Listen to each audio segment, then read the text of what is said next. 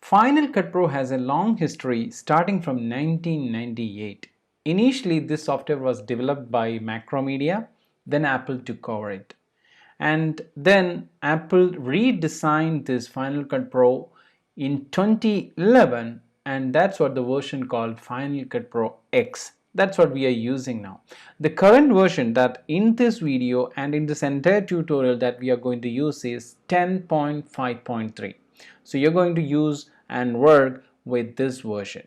So let's begin. If you're new to Final Cut Pro, the first thing that you want is to get the software installed. You can easily get that. Just type in Google Final Cut Pro. It will take you to Apple's official website to download a copy of Final Cut Pro. Click on this link and you would be able to download it, and then you can install it. Once the download is done, you can double click on this file. It will open up and you can proceed with the on-screen instructions, and very easily you can install it.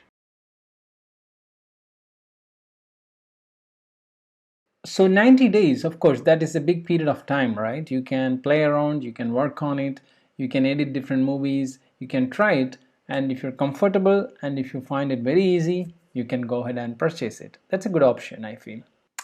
After the installation done, you can go to the app list and then you can open the Final Cut Pro.